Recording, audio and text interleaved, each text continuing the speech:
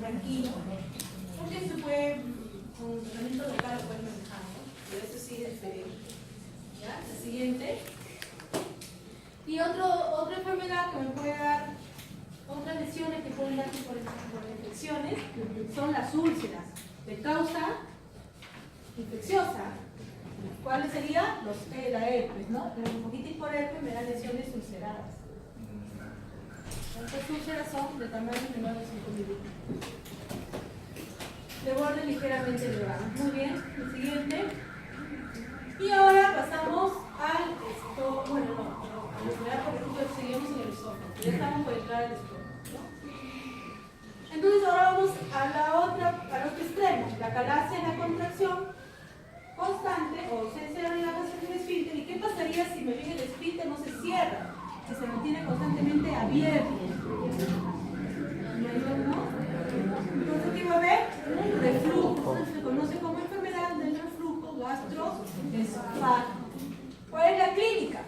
Como aquí se produce ácido clorhídrico y no va a cerrarse este esfínter cuando debería cerrarse, este ácido va a pasar al esófago. Entonces el paciente también va a tener disfagia, pero aparte va a tener pirosis. A ver, Vargas Pérez, ¿qué significa pirosis? A ver, ardor epigástrico. ¿Epigástrico? Ardor. Ardor. Hay una otra palabra, a ver. No, pirosis.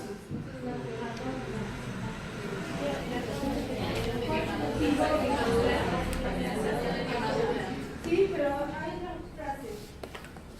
Es tipo ardor, pero es un dolor retroesternal, así se dice.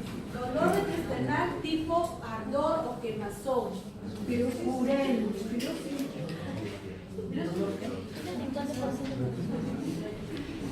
Flatulencia.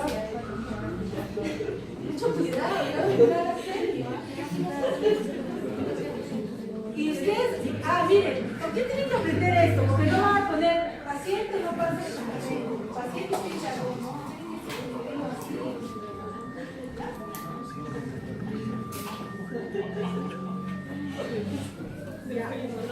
¿Qué más? El mate Messi, porque esta acidez puede formar de úlceras o no. Sí, me puede sangrar, me puede producir mate Messi. A ver, ¿qué es el mate Messi? Se encara. Miren, ¿qué es el mate Messi?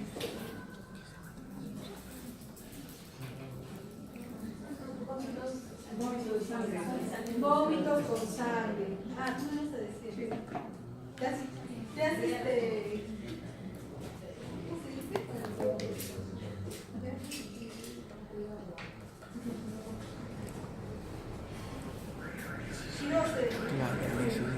reivindicado. Pues muy bien. Hematemesis, ya es sangrado, vómito con sangre. ¿Y cuál es el otro riesgo del desarrollo de un esófago de Barrett? A ver, Quiroz, ¿qué es el esófago de Barrett? Es un mecanismo de defensa. O sea, ¿qué ocurre? Como hay un reflujo, ¿no? Entonces él dice, no, me está haciendo daño, porque el epitelio de por sí cilíndrico puede recibir tipo secreción ácida, pero el escamoso no, me está haciendo daño. Entonces dice, voy a cambiar, voy a parecer al epitelio del estómago, y se comienza a convertir en un epitelio cilíndrico. Ese cambio de un epitelio a otro se conoce como metaplasia. Y la metaplasia que ocurre en el esófago producto de eso se conoce como el nombre de esófago. ¿Entendieron? Ese es el riesgo principal de un paciente que tiene enfermedad por reflujo. Porque en la no puede desarrollar un esófago de Barrett y luego el esófago de Barrett se puede hacer displasia y luego cáncer.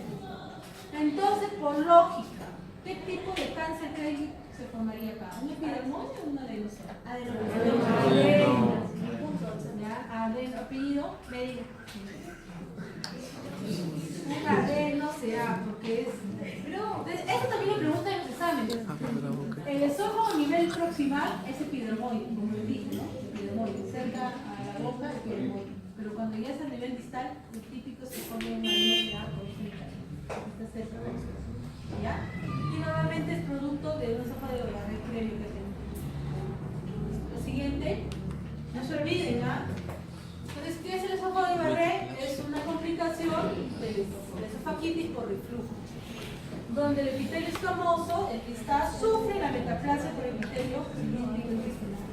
¿Es una lesión premaligna? Sí, pero todo lo que tiene barreras de cáncer, no. Por eso, ¿qué se hace con un paciente que tiene esófago de barrera? Una cosa es que tenga reflujo. O sea, el paciente te dice, doctora, no te voy a decir tengo pirosis.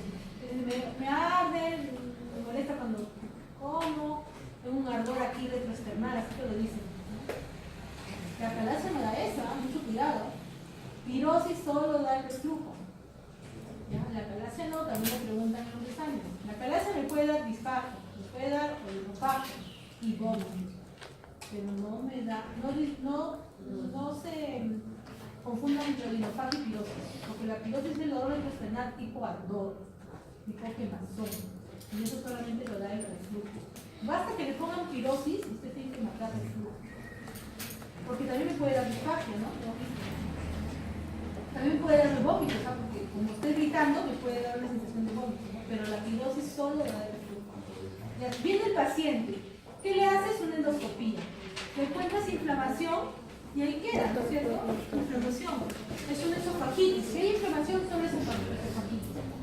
Pero ¿qué ocurre si le haces la biopsia en esa inflamación? Pero ¿qué ocurre si haces la biopsia en esa inflamación y encuentras la metaplasia? ¿Cómo lo catalogaríamos? Marena Ramos. No ha venido. Morales Barrera. ¿Cómo lo catalogaríamos? Ya hemos hecho la biopsia y encontramos metaplasia. Primero encontramos esofagitis, es inflamación. Luego, posteriormente, siguen las molestias, hacemos la biopsia y vamos a encontrar la metaplasia. El cambio del epitelio cilíndrico, del escamoso al cilíndrico. ¿Cómo lo catalogamos? ¿Cómo podemos definirlo? ¿Qué le ponemos en el informe? Sí, pero antes de poner eso no lo hacemos al paciente. ¿Qué le ponemos? Esófago de barrera, ¿cierto? ¿Y qué tienes que hacer con este paciente? ¿Lo vas a operar? No. ¿Qué le haces? ¿Cómo se llama eso? Lo controlas, o sea, haces controles endoscópicos, nada más. Y después da por ahí una fotografía como el omeprazol, le das tratamiento para sus molestias, esto es sintomático básicamente, pero no haces nada, solo vas a controlar hasta que se convierte en displasia. Se dice que dos displasias positivas, o sea, dos biopsias con displasia positiva ya no pueden probar por cáncer. Dos biopsias positivas. Y obviamente que si sale cáncer ya es cáncer. Y ahí si le haces esofagectomía, o sea, le quitas parte del esófago. ¿Ya? Primero, ¿sí? El esófago no se trata, se controla endoscópicamente. Si en el transcurso del manejo sale positivo displasia, vuelves a ir para opinión de otro patólogo. Mucho cuidado para el diagnóstico, tienes que estar seguro de que se va a dar. Con dos biopsias positivas, recién de displasia ahí, displasia severa, inclusive, ahí recién no puedes catalogar como cáncer y sigue haces el tratamiento físico. Solamente ahí, siempre que tienes dos opiniones. Después ese es el protocolo. La siguiente. Y tenemos, ¿no? Obviamente que en una hernia hiatal también me puede predisponer, ¿no es cierto? Porque sube el esfínter. Parte de esa acción de que el esfínter se contraiga tiene que ver el diafragma. Si está hacia arriba, si la hernia por deslizamiento sube el esfínter, obviamente no va a poder permitirse esa acción y también hay un riesgo de enfermedad por reflujo. ¿Ya? Por eso también se lo pueden preguntar. En la hernia hiatal por deslizamiento hay riesgo de enfermedad por reflujo gastroesofágico. ¿Ya? Siguiente. Entonces, dentro de la patogenia también se ha propuesto la inflamación, la anterior, la ulceración, y le daría lugar al desarrollo de células pluripotenciales que finalmente se van a desarrollar. Se va a desarrollar un epitelio cilíndrico, ¿no? Ya hemos visto la clínica, la siguiente, perdón. Entonces, endoscópicamente, cuando ya encontramos una esófago de Barrett, ¿qué vamos a encontrar? Ya no solamente inflamación, miren esta lesión. La mucosa está roja, aterciopelada, miren qué bonito cómo se ve. Bonito se lo están viendo.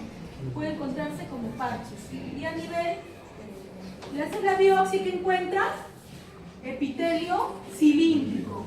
¿Es normal encontrar en el esófago? No. Yo debería encontrar ¿qué? Células escamosas, ¿no es cierto? Pero miren, le hago la biopsia en esa zona que me parece la lesión, ¿no? Me parece que es un esófago de Barrett, es macroscópicamente cómo se vería. El endoscopista le hace la biopsia y miren lo que encuentra. Entonces confirma su diagnóstico. Todavía no es cáncer, todavía no es cáncer, pero ya hay una metaplasia y eso me está alertando de que este paciente tiene que tener mucho cuidado y un control periódico, ¿no es cierto? El siguiente. Lo mismo, ¿no? Ahí vemos el epitelio cilíndrico, los eosinófilos, todo el proceso inflamatorio, que alterna con células caliciformes y los contornos redondeados, ¿no? La siguiente. Y aquí tenemos macroscópicamente.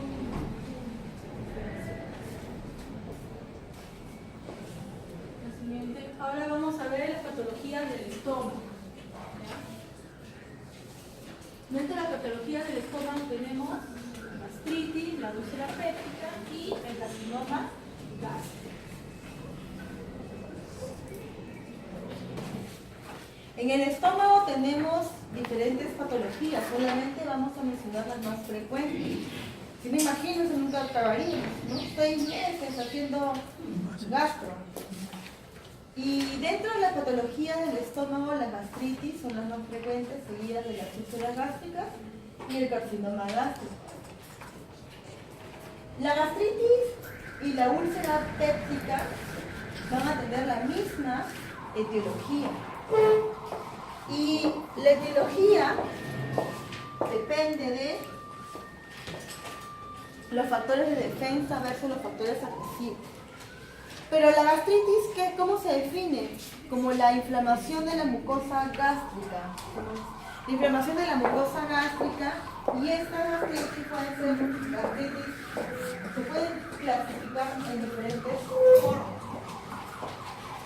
Puede haber una gastritis aguda, una gastritis crónica. También hay una clasificación según intensidad, leve, moderada, severa. Y hay varios tipos de gastritis según la etiología. Y entonces nosotros vamos a encontrar que la etiología de la gastritis o de las úlceras gástricas son la misma. Y la etiología principal está relacionada a esta bacteria llamada Helicobacter pylori, ¿cierto? Que se asocia hasta un 80% de los casos. Pero también podemos observar en pacientes que tienen consumo prolongado o intenso de AINES, o en pacientes que consumen alcohol, o en pacientes con relación al consumo de tabaco, pacientes que son que tienen una gastrostomía, etcétera, etcétera, ¿no? Y hay una enfermedad inmunológica que se llama la anemia perniciosa, causas de gastritis y también de úlcera pélvica. Y entonces nosotros debemos de entender que la enfermedad se va a desarrollar según los mecanismos fisiopatológicos. ¿Qué nos están diciendo? Que para que una enfermedad se desarrolle, una gastritis se desarrolle, una úlcera, se necesita que los factores de defensa estén menos que los factores agresivos. Esos son los factores agresivos: el Helicobacter pylori, los AINES, el alcohol, el tabaco, el estrés. Vendrían a ser todos los que van a producir, ¿no? Gastritis, o también llamada úlcera pélvica. Pero así yo tenga factores agresivos, no todos los que toman alcohol, no todos los que toman ibuprofeno van a tener úlcera. Eso va a depender de un equilibrio con mis factores de defensa. O sea, mi factor de defensa es aquellas situaciones en las que el epitelio se puede defender y puede resistir al medio ácido, porque todos estos elementos, en su gran mayoría, no en todas, van a tener como punto de partida en que se va a aumentar el ácido clorhídrico. Y entonces, si yo tengo un aumento del ácido clorhídrico, se debe de contraponer a tus factores de defensa. Los factores agresivos, los factores de defensa. El factor de defensa es la mucosa, por ejemplo, porque esta secreta mucina y el moco es una barrera, es la primera línea de defensa, es una barrera mucosa que va a neutralizar el efecto ácido del ácido clorhídrico. Otro factor de defensa es que la mucosa sintetiza bicarbonato y el bicarbonato nos ayuda a neutralizar los hidrogeniones de este ácido. Otro factor viene a ser el mismo epitelio que es cilíndrico en el estómago. El mismo epitelio es resistente al ácido. Entonces, cuando yo tengo un factor agresor aumentado, alcohol, aire, y las defensas bajas, es decir, no hay moco, no hay bicarbonato, se va a establecer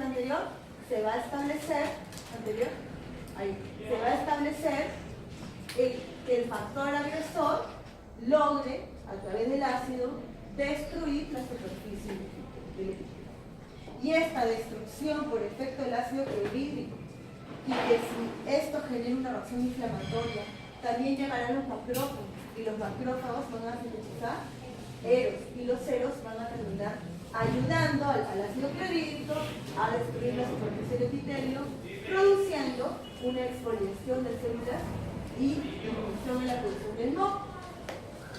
Entonces, si este hecho inflamatorio y destructivo continúa, finalmente se va a romper la mucosa y luego capas más profundas hasta dañar capas más profundas y terminando por desarrollar una úlcera beta. Entonces,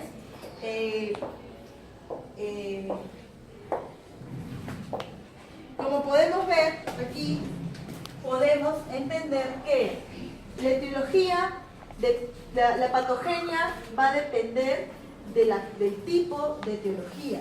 La patogenia va a depender del tipo de etiología. Por ejemplo, si es por Helicobacter pylori, que es la causa más frecuente, sabemos que si Helicobacter pylori llega a la mucosa superficial de ese epitelio cilíndrico, tiene la capacidad de adherirse, porque tiene adhesivos. Y esto es un factor de virulencia. Número 2, tiene una enzima que se llama ureasa, capaz de convertir la urea en amoníaco. Y el amoníaco es tóxico a las células. Este amoníaco induce una respuesta inflamatoria y hace que el macrófago activo fabrique, produciendo toda una reacción de vasodilatación con salida de polimorfos. Si no es Helicobacter pylori, pero por ejemplo es el efecto de los AINES lo que hacen es aumentar la producción de ácido clorhídrico, y el ácido hace el efecto tóxico e inflamatorio. Entonces, cualquiera que sea la etiología, ¿no es cierto?, lo que entendemos es que siempre habrá respuesta inflamatoria, y por lo tanto tendrá un macrófago capaz de producir eros o polimorfos nucleares. Entonces, los cambios morfológicos dependerán del grado de lesión. Quiere decir que las gastritis y las úlceras pépticas tienen la misma etiología, tienen el punto de partida, que es el desequilibrio entre los factores agresivos que están aumentados y los factores de defensa que están disminuidos, y empezamos con los cambios morfológicos. A nivel histológico, si yo tengo un macrófago, ¿no es cierto?, que está produciendo eros por la respuesta inflamatoria y salen polimorfos nucleares, yo encontraré en la lámina propia, recordemos las capas del estómago, primero la mucosa, que viene a ser el epitelio, ¿no? El epitelio, ¿qué epitelio tiene el estómago? Cilíndrico. Luego tengo la mucosa, luego tendrá la circular interna, la longitudinal externa, y luego tendré la serosa. Muy bien. Entonces, si yo encuentro una mucosa hinchada, edematizada por la vasodilatación, por la respuesta inflamatoria, presencia de polimorfos nucleares, pero el epitelio está íntegro, le vamos a llamar gastritis. Si es con polimorfo nuclear, es una gastritis aguda leve. Pero si el efecto de la uriasa, si es por Helicobacter pylori, o el efecto de los años, el alcohol, continúa produciendo una inflamación, y entonces siguen acá los macrófagos, ¿no es cierto? Los ceros van a ser yaya, ¿no es cierto? Y por lo tanto, yo ya voy a encontrar una destrucción del epitelio. Hay polimorfos nucleares, puede haber hemorragia, puede haber hematemesis, ¿no? Por daño del epitelio, pero es un daño superficial que no sobrepasa un músculo que se encuentra en la mucosa. ¿Cómo se llama este músculo, la mucosa? La muscular mucosae.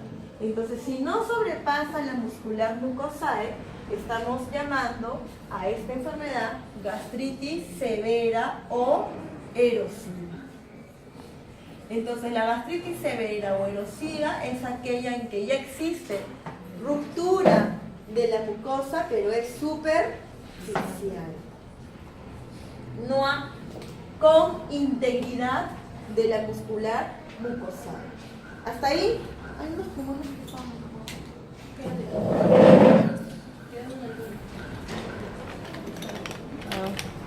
pero hay que pedir nuevo. Y entonces tenemos ¿qué pasa si los macrófagos siguen destruyendo y ahora sí pasa la muscular mucosae y el daño y la inflamación con ruptura de la muscular mucosae, está rota la muscular mucosae y llega la submucosa? Aquí hablamos de úlcera gástrica. Entonces, la definición es microscópica, pero todas tienen la misma etiología. Entonces, yo tendré gastritis leve cuando está tumefacto, nada. Hay presencia, pero todo está íntegro. Hablaré de gastritis severa o erosiva cuando ya hay ruptura, pero hasta la muscular mucosae. Y si la ruptura pasa a la muscular mucosae, úlcera gástrica. Y digo gástrica porque nosotros empezamos hablando de úlcera péptica. Es que la úlcera péptica puede estar ubicada en el tejido gástrico o también en el duodeno. Y si esto se hace crónico, el macrófago sigue aquí, ¿no es cierto? Fabricando los ceros. Si hace crónico, todo este epitelio se necrosa y termina siendo atrofia. Y si hay atrofia, las células que se encuentran en la mucosa, que secretan ácido clorhídrico, ¿cómo se llaman esas células que están aquí adentro? ¿Cómo se le llaman? Parietales o principales, dependiendo del lugar, ya no van a estar. Van a perderse las células principales y parietales porque toda la mucosa se ha muerto. Entonces ya no hay células parietales y principales, y entonces en una gastritis crónica, observamos atrofia del epitelio, y como ya no hay células, estas hacen hipocloridemia, porque recuerden ustedes que las células principales parietales son las que producen ácido clorhídrico. Si no hay quien produzca. Y la atrofia puede evolucionar a una metaplasia, si es que la inflamación continúa, va a querer regenerar el tejido, pero ahora lo hace en forma de un epitelio cilíndrico, ciliado, como si fuera un intestino, o luego se puede evolucionar a displasia, y la displasia carcinoma gástrico. Esta es la evolución en una gastritis crónica, y el punto de no retorno, el que evoluciona cáncer, es la metaplasia, ¿no? Hasta aquí todos pueden tener una atrofia y puede ser este problema reversible. Hasta ahí hemos comprendido Entonces, miren ustedes cómo tenemos la evolución de gastritis crónica versus gastritis.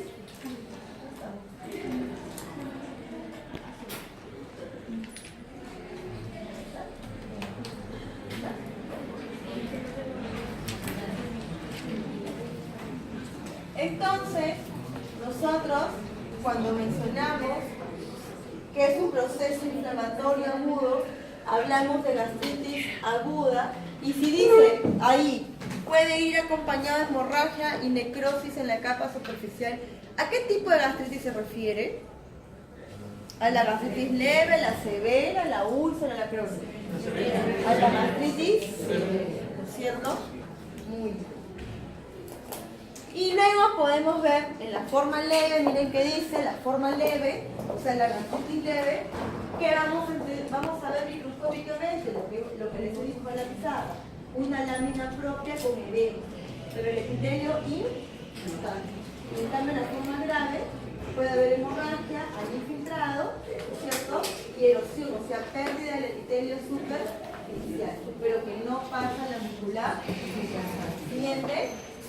Y podemos acá ver, ¿no?, cómo es que la muscular mucosa está intacta y da ruptura polimorfo nuclear, pero en la capa superficial, siguiente el suborulento.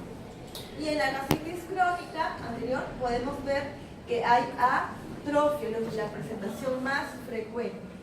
Siguiente. Y metaplasia, ¿no? Y igual, ¿no?, estamos viendo que la etiología es la misma y la clínica, los signos y síntomas. Antes de pasar a los signos y síntomas, quiero mencionar este hecho, el de la anemia perniciosa y el Helicobacter pylori. El estómago, anatómicamente hablando, el estómago, ¿cierto?, tiene porciones. La porción superior, ¿cómo se llama? Luego viene fondo. Luego viene cuerpo y luego viene y nosotros sabemos que el cardias tiene principalmente las células mucinosas o mucosas que secretan mucina. En cambio, el fondo y el cuerpo tienen las células parietales y las células principales. Las células parietales están fabricando ácido clorhídrico y factor intrínseco. ¿Por qué es importante el factor intrínseco? Porque nos ayuda a absorber vitamina B2. ¿En dónde? En el hilo germinal. Y las células principales son las que secretan dextrina. Y el antro tiene las células G que van a secretar gastrina y nos ayudan a elevar el ácido clorhídrico. Entonces, las enfermedades o las gastritis que están producidas por el Helicobacter pylori, generalmente la inflamación se da a este nivel, a nivel de el fondo, mejor primero hablo de la anemia perniciosa. Entonces, ¿qué pasa con la patogenia de la anemia perniciosa? Porque yo les he hablado de la patogenia del ácido del Helicobacter pylori, que es antipresoriasa, les he hablado de todas las demás que siempre dan una respuesta inflamatoria. Pero en la de la anemia perniciosa, la enfermedad es autoinmune y es frecuente en adultos mayores, mujeres adultas mayores. ¿Qué pasa en este nivel? La inflamación que se da es porque las células parietales son reconocidas como extrañas. Y entonces un anticuerpo se adhiere, viene el macrófago y destruye todas las células parietales. Ya no hay. Y el lugar donde se produce esta lesión es donde hay células parietales. ¿Dónde hay células parietales? En el fondo y las lesiones del fondo y del cuerpo son características de las anemias, de las enfermedades por anemias perniciosas, porque estoy diciendo que a ese nivel un anticuerpo ataca las células parietales y se destruye. Entonces, si esto sucede y yo tengo un anticuerpo que ataca célula parietal, ¿cómo estará el ácido clorhídrico? Son gastritis con hipocloremia.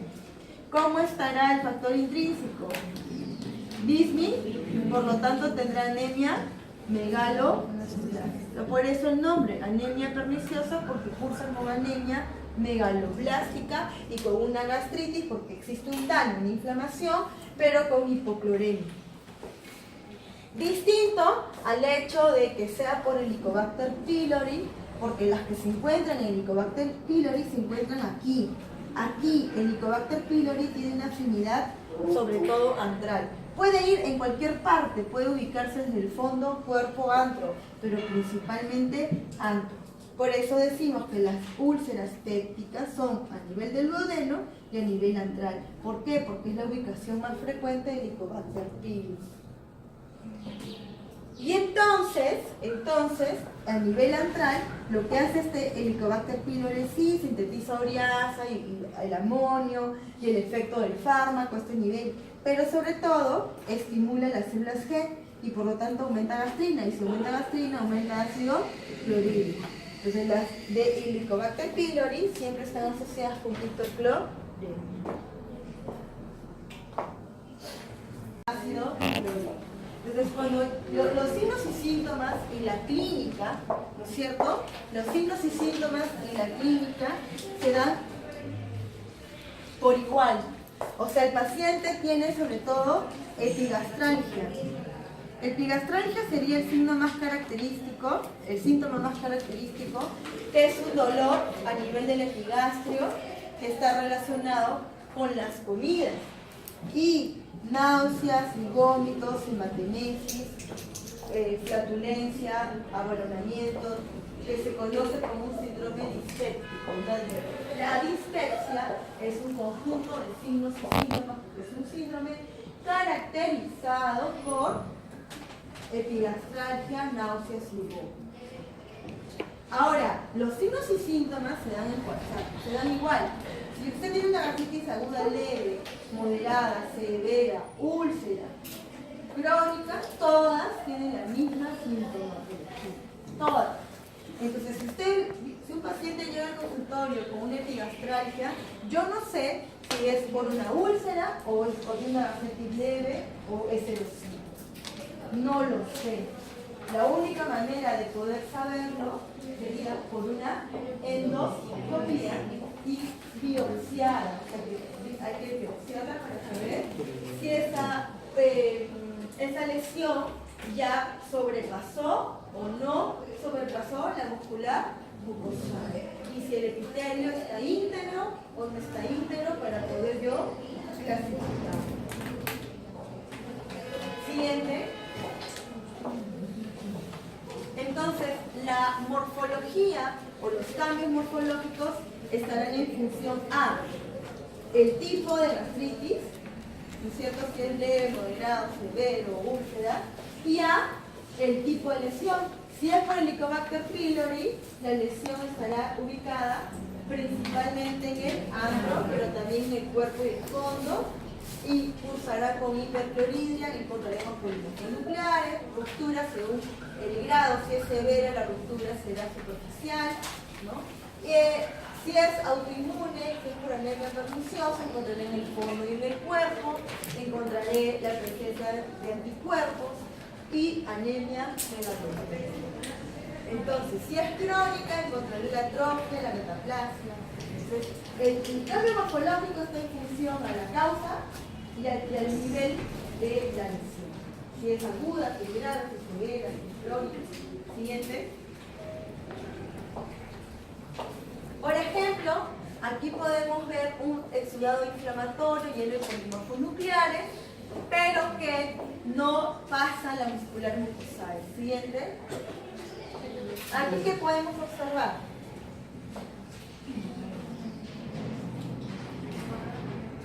Sí, hay ruptura de la mucosa, ¿no?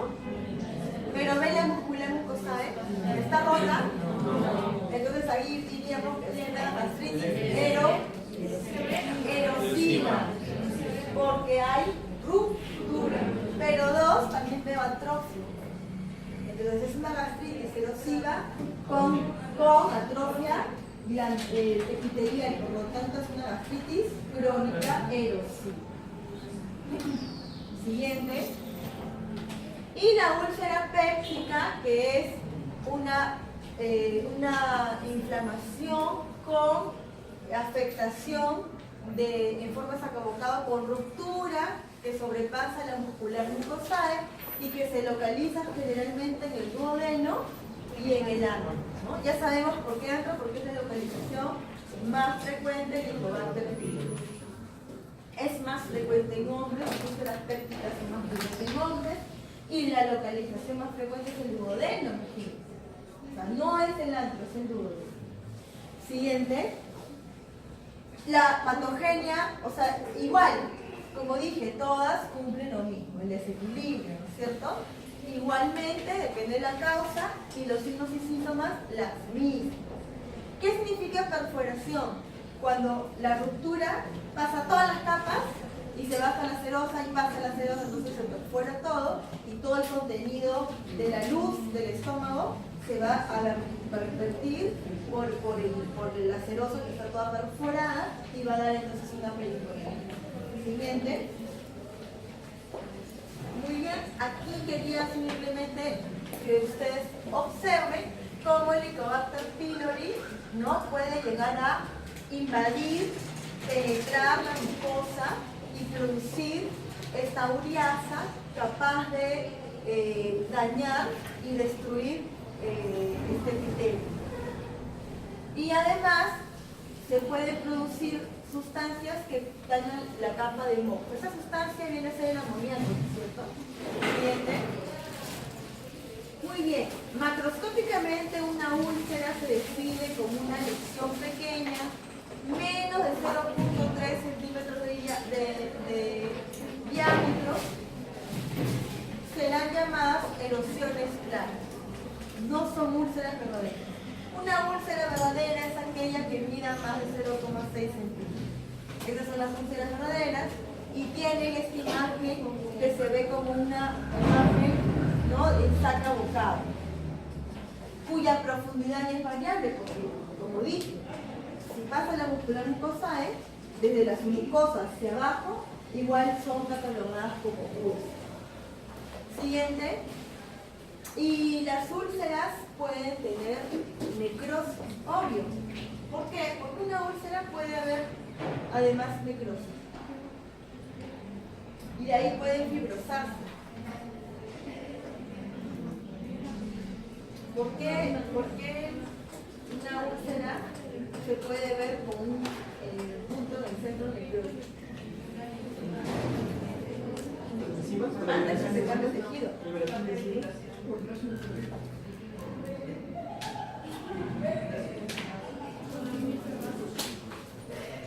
Porque la respuesta inflamatoria a través de macrófagos y ceros produce un daño con la capacidad de producir destrucción, muerte celular.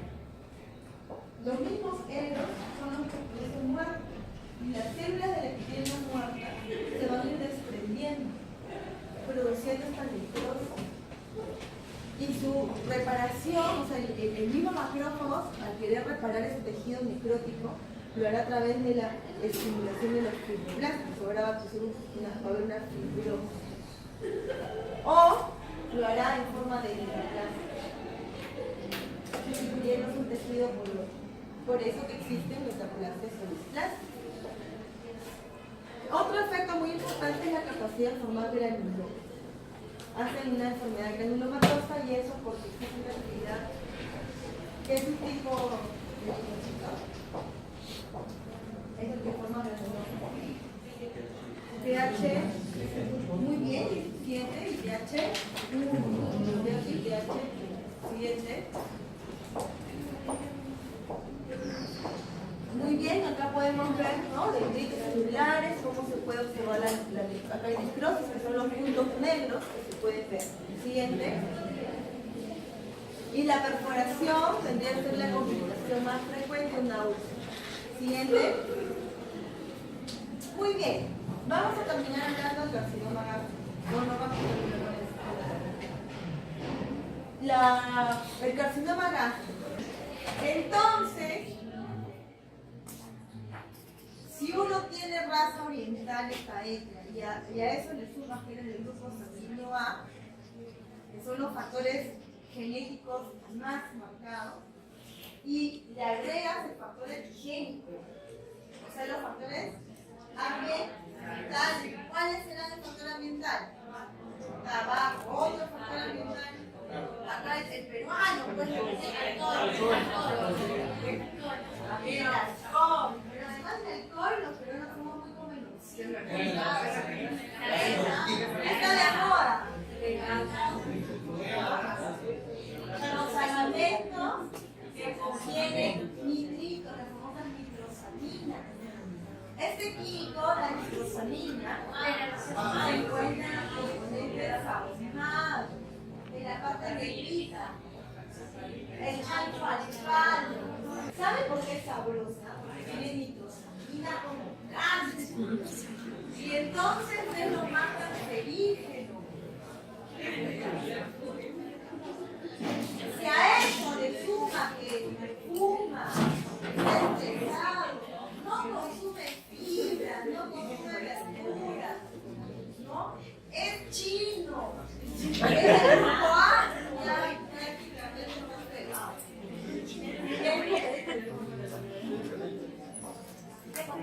Y encima es hombre.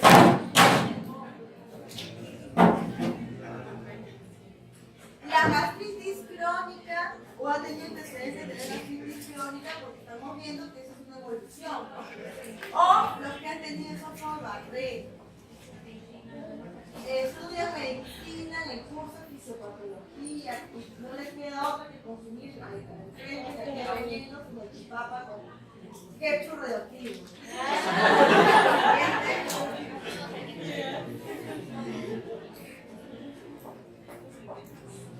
Y entonces, el cáncer gástrico se va a desarrollar porque existen elementos genéticos agregados al factor epigénico y empieza el problema. Probablemente primero existe una metaplasia, luego una displasia, y la displasia termine por desarrollar el carcinoma. Y la clínica en esta enfermedad es, en su gran mayoría, sintomática. Porque cuando ya hay síntomas, ya es avanzado. O sea, el cáncer está avanzado, o sea, ya no hay nada que hacer.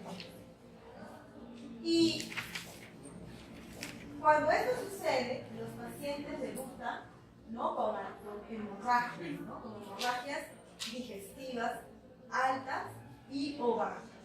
O sea, hematemesis, milena, anemia. La anemia se produce con el tiempo porque probablemente hubo una melena. ¿Qué es una melena? Con sangre. Pero esta melena fue microscópica. O sea, esta deposición con sangre fue microscópica a largo tiempo. Entonces, el paciente no lo vio, no lo sintió, pero hubo pérdida de sangre constantemente, microscópicamente. Entonces, el paciente tiene anemia, y hay fatiga. Y a eso se agrega la hematemesis franca, y entonces cuando ya hay hematemesis franca, ¿qué es hematemesis? Ahí recién se diagnostica, mediante endoscopía, se diagnostica el carcinoma avanzado. Y carcinoma avanzado es cuando, siguiente, hay dos tipos de clasificación según microscopía, según profundidad, precoz y avanzado. ¿Qué significa precoz? Aquellas células malignas que están proliferando, pero que no han pasado la submucosa. Si yo encuentro la proliferación de estas células hasta la submucosa, precoz. Pero si ya pasaron la submucosa y la encuentro ya en la pared muscular y tejidos más profundos, hablamos de un carcinoma avanzado. También tenemos otro tipo de clasificación según el tipo histológico, que puede ser el tipo histológico intestinal, el tipo histológico intestinal es el más frecuente, y el tipo histológico en anillo de seno, que es el difuso, es el más maligno, ¿no? Dos tipos, como dije, el tipo intestinal y el tipo en anillo de seno. Felizmente el más frecuente es el intestinal, ya que el anillo de seno es el más maligno. Ahorita vamos a hablar de estos dos fenotipos. Y existe otro tipo de clasificación según su profundidad o su patrón de crecimiento. O sea, macroscópicamente van a crecer, porque esto es un tumor, ¿cierto? Va a crecer. Pero existen diferentes formas de crecimiento. Puede ser un crecimiento exofítico, como un pólipo, y estos pólipos generalmente malos van a medir más de 2 centímetros de diámetro. Puede ser plano, o sea que no crece, y que se asemeja a una gastritis. Recién hace la endoscopía y uno anda creyendo que no va a tener, no, era un carcinoma plano. Y lo contrario, al revés, un excavado o endofítico, que es cuando crece por dentro y se asemeja a una úlcera. Entonces uno anda creyendo en endoscopía, uno ve úlcera, pero no es una úlcera, en realidad es un cáncer tipo de crecimiento ulceroso. ¿Hasta ahí? Hemos entendido. Esta es una clasificación microscópica, esta es una clasificación macroscópica y esta también es microscópica exterior. Siguiente. Entonces, aquí podemos ver la clasificación de formas para ver la clasificación macroscópica. ¿Ven cómo crece como pólipos? Pólipos exofíticos. Endofítica. Plana. También le llaman a la plana, doctora, ¿cómo le llaman? Linitis plástica. Del plástico, plástico. Linitis, ok.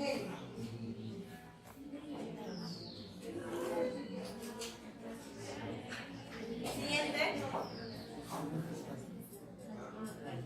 Y histológicamente, el tipo intestinal es moderadamente diferenciado. Si la palabra dice moderadamente diferenciado, ¿es muy maligna? No es tan maligna, ¿no? Asociado con la metaplasia intestinal, o sea, primero fue una metaplasia intestinal y luego se complicó con un carcinoma. Estos tumores forman una masa generalmente polipoide, o sea, exofítica o ulcerosa, o sea, endofítica, ¿no? Y lo que ocurre es que las glándulas que son estas células caliciformes, o sea, las células principales, familiares, que se encuentran ahí, son glándulas, porque secretan sustancias neurales. Estas glándulas son las que se van a neoplasiar. Estas glándulas son las que van a producir la proliferación anormal. Entonces, yo voy a encontrar glándulas malignas que aumentan de tamaño en la muscular. ¿Es normal eso? No, prolifera y no invadiendo. Siguiente. ¿Ven las glándulas pleomórficas de diferentes formas y tamaños? Y lo veo en el músculo, ¿no? Eso es algo aberrante, ¿no? Siguiente. Con gran producción de mucina. Y el tipo difuso, o en anillo de sello, es aquella en que las células que están proliferando son células poco diferenciadas. Por lo tanto, son muy malignas. No hay ninguna glándula, no hay nada que solamente veo estas células indiferenciadas llamadas en anillo de sello. Y el nombre se puso porque antes los sellos eran en anillo, los médicos en la antigüedad tenían su sello en su anillo. Entonces cuando querían sellar, hacían eso. Debería regresar eso, ¿no? Porque usted no pierde el sello, yo pierdo una vez al mes sello. Siguiente. Bueno, yo le llamo anillo de compromiso vicio. ¿Verdad? ¿Ven? Porque no es un diamante. Mira la cochina de nada.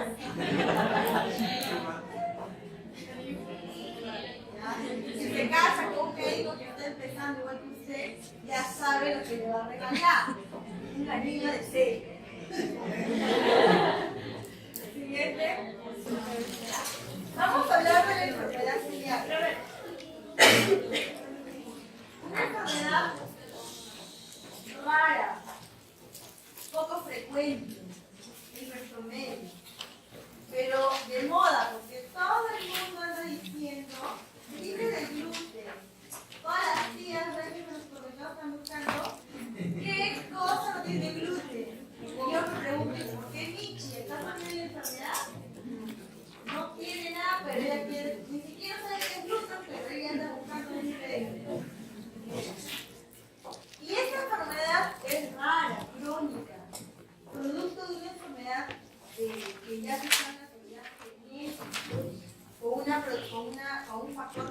alérgico de por medio y que desarrolla una reacción alérgica frente al gluten. El gluten son derivados de los elementos que son cereales, arroz, pan, trigo, siguiente. Y la etiología es principalmente genética, ubicada en el HLA-TQ2 de Q8, ¿no? Una susceptibilidad genética de característica autoinmune, por el cual vamos a poder encontrar estos anticuerpos o autoanticuerpos que están atacando un complejo llamado la transglutaminasa trisulfidasa. También se cree, porque hay estudios que sugieren, aunque todavía es una hipótesis, que existen virus que podrían exacerbar o desarrollar esta enfermedad, entre ellos la adenovirus serotipo 2. Pero ¿qué pasa con esta enfermedad? Siguiente. Vemos entonces, doctora, ¿no puede ponerlo más grande? Que el gluten, más grande. No, la ya, muy bien, mejor. Que el gluten tiene un derivado, una vez que uno lo consume, ¿no? Se digiere y se transforma en la gliadina. Esta gliadina, ¿no es cierto? Lo usual, lo normal, es que sea absorbida siempre y cuando se sintetice una proteína que el heterocisto la va a fabricar al haber exposición de gliadina, que se llama la sodulina con C. Y de esa forma se degluta, se absorba y ahí queda el gluten. Eso es lo normal. La patología empieza cuando esta gliadina ingresa sola entre enterocito y enterocito, porque entre enterocito y enterocito se abren espacios y logra ingresar la gliadina y acá adentro se transforma en una gliadina desaminada, o sea, desamina. Y esta gliadina desaminada provoca toda una reacción inmunológica, que voy a hablar en un ratito.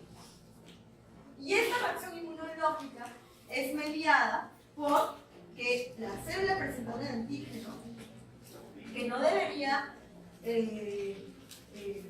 suceder, lo que debería suceder es que sí, sea una célula presentadora de antígeno, pero lo que se expresa es el complejo mayor discocompatibilidad clase 2 y se produzcan anticuerpos en todo caso contra la gliadina. Pero aquí lo que sucede es que en vez de haber un complejo mayor discocompatibilidad clase 2, hay otra proteína llamada HLA-TQ2. Este sería el punto de quiebre. Y esta proteína hace que se le presente el T y el T forme o estimule a que el T forme anticuerpos que ataquen el enterocito. Entonces, como es un anticuerpo que ataca el propio enterocito, sería una enfermedad autoinmune. Pero ¿cómo sucede eso? Siguiente. Bueno, a grosso modo, vemos que la gliadina, ¿no?, induce una respuesta inflamatoria para que finalmente los anticuerpos ataquen el enterocito. Enterocito que viene a formar parte de la mucosa del intestino delgado, porque eso se va a dar sobre todo en el duodeno, y entonces el paciente tiene un problema de mala absorción, porque ustedes saben que el intestino delgado cumple la función de absorción de nutrientes. Si el paciente tiene una destrucción de enterocitos por autoanticuerpos, ¿va a poder absorber los nutrientes? No, entonces el paciente tendrá un síndrome llamado síndrome de mala absorción, caracterizado por, ¿quién sabe? Vamos a ver.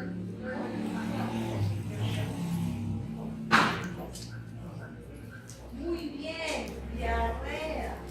Si no se absorben los nutrientes, ¿no es cierto?, ni los líquidos, el paciente tendrá diarrea. Come choclo, bota choclo. Un síndrome de mala absorción. Para que lo entiendan, ¿no? Ahorita están comiendo, por ahí he visto arroz con pollo, ahorita su choclito, ¿no? Da igual, todo igualito. es que las diarreas de mala absorción se comportan así, no se digieren bien y se ven rasgos alimenticios. Y esto trae desnutrición, pérdida de peso, ¿no? Flatulencias. Y como es una razón inmunológica, pues fiebre, ¿no? Bien, siguiente. Muy bien. Entonces, yo les había dicho que el derivado del gluten es la gliadina. Para que la gliadina pueda absorberse necesita la síntesis de la sonulina. Pero algo ocurre. Ay, no, un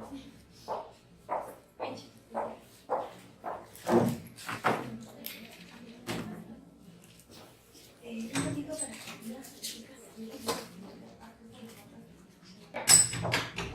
entonces, podemos saber que la gliadina, de manera patológica, ¿no? De manera, no se sabe por qué, estas uniones entre enterocito y enterocito se pierden. Eso todavía no se sabe qué pasa aquí, no se sabe. Pero vemos que hay una injuria, hay una disrupción, un no pegamiento, y entonces permite que la gliadina pueda ingresar entre enterocito y enterocito. Y una vez que está acá adentro, esta gliadina se va desaminada.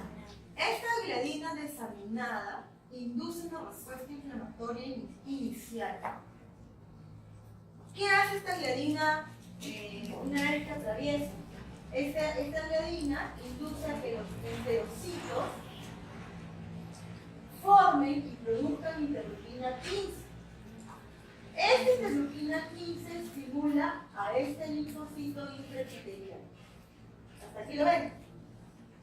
Este linfocito intraepitelial se va a dirigir y va a atacar al enterocito. ¿Ven cómo está haciendo daño? Este enterocito, al sufrir daño y al estar dañado, fabrica, solamente el enterocito dañado, fabrica una proteína llamada la transglutaminasa tisular. La transglutaminasa tisular. Esta proteína, sintetizada por el enterocito dañado, ¿cómo se llama?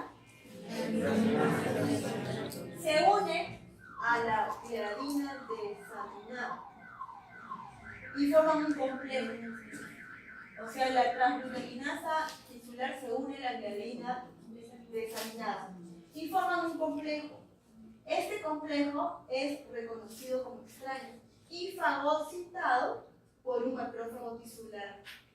Y al fagocitar se convierte en una célula presentadora de antígeno. Y aquí viene el punto de quiebre porque es autoinmune, porque al momento que se lo presenta el linfocito TCD4 Navy, o sea TH0, no virgen, en vez de presentárselo con un complejo mayor tipo 2, ¿qué es lo que lo presenta? Con un HLA de punto 2. Eso hace que en la primera exposición el CD4 helper Navy se clone en linfocitos T subtipo TH1. ¿Hasta ahí? Y el linfocito T subtipo TH1 clonado induce a que se liberen. ¿Qué interleuquinas libera el subtipo TH1 clonado?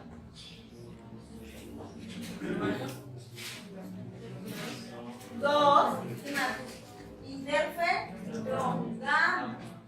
Y el interferón gamma estimula a las natural killer que se van a dirigir a enterocitos para que por medio de sus perforines limpicen, ataquen y destruyen enterocitos. Estimulen al linfocito B para que el linfocito B se transforme en células plasmáticas y estas sinteticen anticuerpos contra el enterocito, que son generalmente inmunoglobulina A y G. Y anticuerpos que también pueden ser, son varios tipos de anticuerpos, anticuerpos contra el complejo, pero también pueden ser complejos que no solo atacan al complejo, sino también atacan a los enterocitos. Y al atacar el enterocito, o sea, si el anticuerpo se adhiere al enterocito, Porque acabo de decir, el enterocito es quien secreta, el enterocito dañado era el que secretaba la transglutaminasa. Si yo tengo un anticuerpo que se dirige contra la transglutaminasa, se está adheriendo al enterocito porque es el que fabrica eso. Y entonces, cuando hay adhesión de anticuerpos, ¿quién viene el ataque?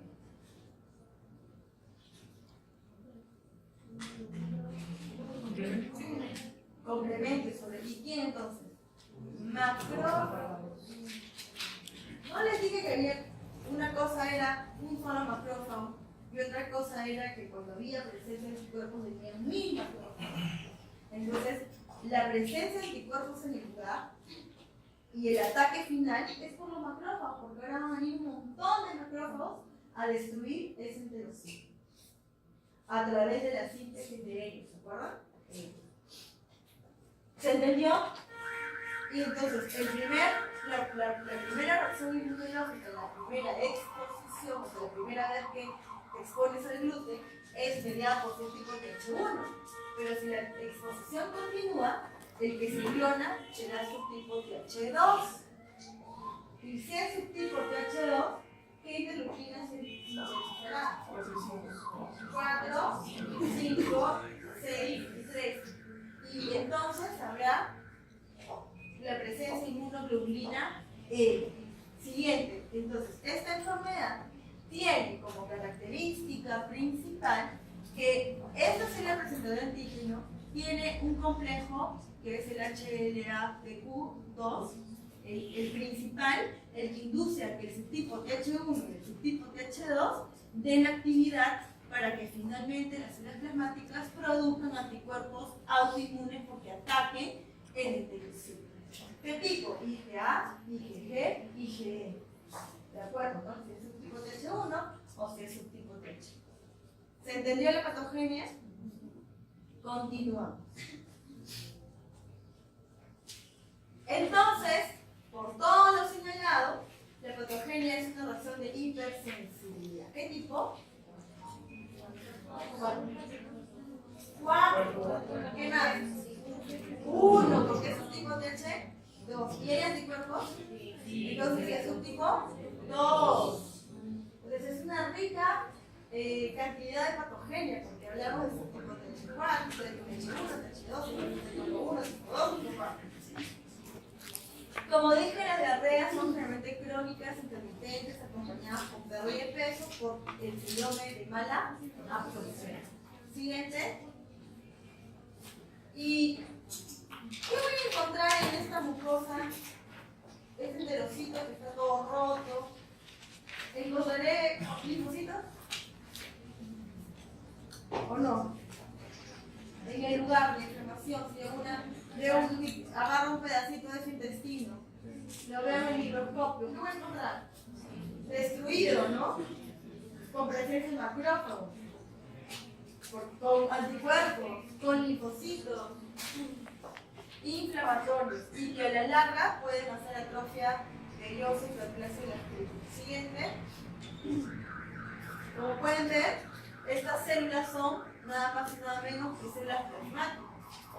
Porque acabo de mencionar, todos los linfocitos B están dirigiéndose por estímulo de los subtipos de TH1 y TH2 a través de las interleuquinas que ya hemos mencionado.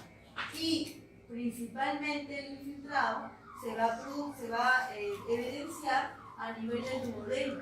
Por eso es una mala absorción, por eso produce mala absorción. Una enfermedad del intestino delgado. Siguiente.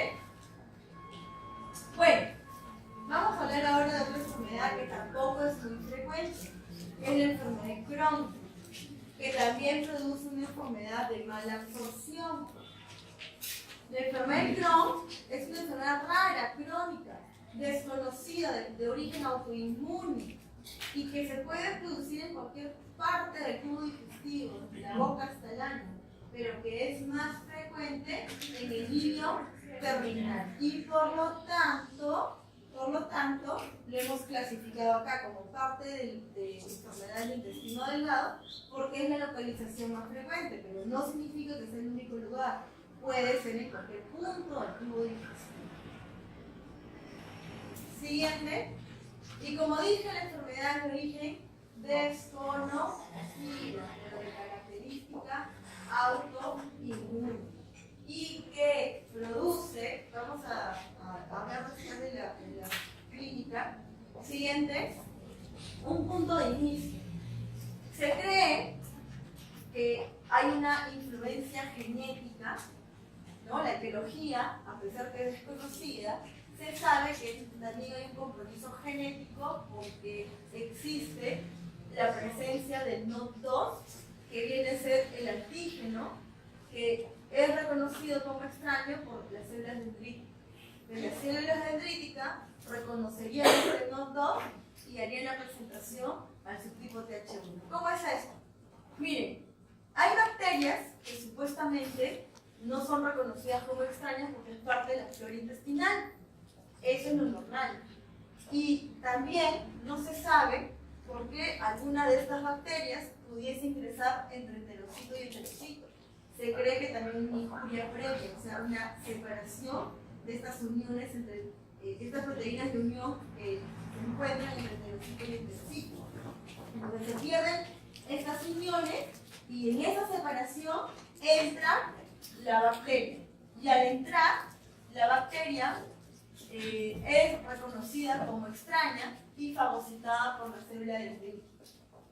Y aquí hay un punto de quiebre, es que esta célula presentaría una mutación genética en el NOD2 y por lo tanto hace que exprese y se lo presenta al linfocito T subtipo TH1. Y como es subtipo TH1 va a generar interferón, gamma, interleuquina 2 y 2. Y activará los macrófagos, cuyos macrófagos sintetizarán proteasas y eros, y estos van a destruir la mucosa. Pero en esta enfermedad también, como recordará, el subtipo TH1 y el subtipo TH17, que también está relacionado con esta enfermedad, hacen que los macrófagos se fusionen y formen. ¿Se acuerdan que si el interferón gamma tenía la posibilidad de estimular el macrófago? El interferón gamma, ¿se acuerdan? Y hacen que los macrófagos se fusionen y formen células gigantes, ¿bien? Y por lo tanto formen granulos. Característico de esta enfermedad, la formación de granulomas gracias a este interleuquina, interferón gamma, producido por el subtipo TH1. Y entonces, estas células gigantes de los granulomas, las células gigantes de los granulomas, son los que están fabricando proteasas, están fabricando eros capaces de destruir la mucosa de este epitelio que se puede dar en cualquier parte del tubo digestivo, pero que es más frecuente en el ilio terminal. Siguiente. Y entonces yo voy a observar macroscópicamente que estas lesiones son típicas porque primero es una lesión en sal. Copia, lesión en sal. ¿Qué es típico de lesiones en sal? Que se puede ver de forma tanto macroscópica como microscópica. Es que la inflamación, el lugar donde se está produciendo la inflamación, es en zonas. Una zona inflamada, una zona sana, una zona inflamada, una zona sana. Entonces se ve como parches, ¿no? Y esto se ve como un aspecto empedrado en forma macroscópica.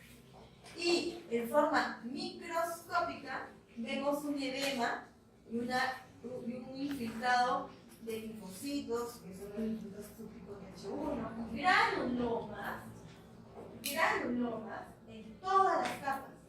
O sea, veo los granulomas, la inflamación, la destrucción, que obviamente empieza en la mucosa, pero va a ir invadiendo todas las capas. Y entonces se encuentran mucosas, circularidad interna, en todas. Por eso dicen que la lesión es transmural. Saltos, lesión transmural y lesión que forma granulomas. Característico de la enfermedad de Crohn y pueden entonces estas enfermedades, úlceras, estas úlceras penetrando en un túnel y terminar en una fístula con un hueco desde la mucosa, se ve el hueco hasta la tiroides. Entonces es un canal que se llama fístula. Siguiente. Como podemos ver aquí el aspecto empedrado, ¿no? El aspecto empedrado de el hilo terminal. Siguiente. Y microscópicamente, lo que estamos viendo, los granulomas y la lesión transmural. Siguiente. ¿Ven los granulomas? Esas son las células gigantes. ¿Ven las células gigantes? Que dan el aspecto de granuloma. Siguiente. Y por último, la colitis ulcerosa. La colitis ulcerosa es una enfermedad también autoinmune, pero que ya pertenece al intestino grueso. Pertenece al intestino grueso. Siguiente. Y en el intestino grueso se da en cualquier parte del colon, pero es más frecuente a nivel del recto. Entonces la colitis ulcerosa se parece mucho al Crohn, pero es diferente por muchas razones. La colitis ulcerosa es una enfermedad autoinmune desconocida, pero que se localiza con mayor frecuencia en el recto, aunque se puede ubicar en cualquier parte del colon. En cambio, Crohn era en cualquier parte del tubo digestivo, es más frecuente en el hilo terminal. Y como es en el hilo terminal, va a producir síndrome de mala absorción. El enfermedad de Crohn produce síndrome de mala absorción porque recordemos que el hilo no es parte del intestino delgado. Y además va a haber anemia megaloblástica, porque ahí se debe desarrollar el vitamina B12, y además va a haber diarrea, fiebre, ¿no? Diarrea y fiebre. Colitis ulcerosa se puede confundir y se puede parecer porque tiene la misma sintomatología. El paciente viene con diarreas y fiebre, igual que Crohn. Tiene diarreas que son crónicas, igual que Crohn. Y cuando uno hace una endoscopía se ve úlceras, igual que Crohn. Y se encuentran en el colon, sí, pero Crohn también puede estar en el colon. Entonces, ¿cómo la diferencia? Tengo que hacer biopsia, porque ahí voy a poder identificar que microscópicamente todo cambia. ¿Por qué? Porque en la colitis ulcerosa, ¿hay granuloma? No hay granuloma. Porque en la colitis ulcerosa la lesión es transmural, no es transmural, es superficial, solamente abarca mucosa y submucosa. Número 3, es en saltos, no es continuo. Entonces yo me puedo confundir porque el paciente tiene la misma sintomatología. Tiene diarrea crónica, fiebre, flatulencia. Entonces, la única forma de poder diferenciarlas es mediante el microscopio. Y siguiente. Y la patogenia también es distinta. Miren ustedes, la colitis ulcerosa tiene como punto de partida, está mediado por anticuerpos contra neutrófilos, ANCA-P. Como pueden ver, tenemos una bacteria, de la misma manera que el Crohn.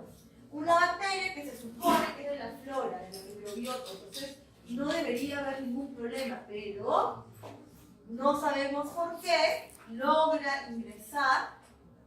Se cree que hay estas proteínas de interunión, se han perdido, entonces logra ingresar y es reconocido por una célula dendrítica.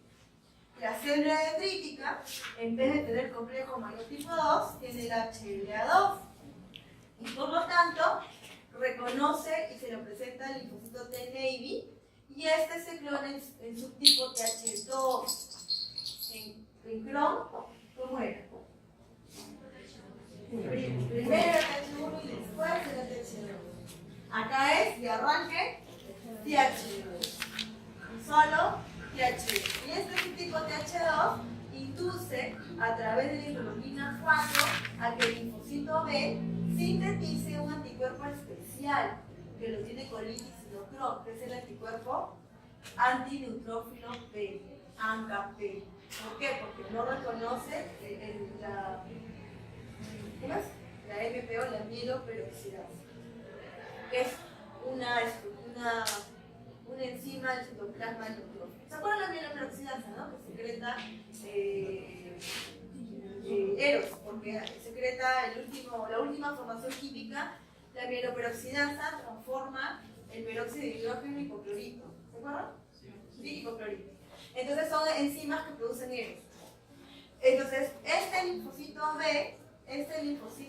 B produce un anticuerpo llamado ANCA-P y ataca y destruye los neutrófilos.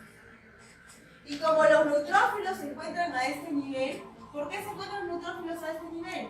Porque esta célula dendrítica cochina ha sido activada por la bacteria.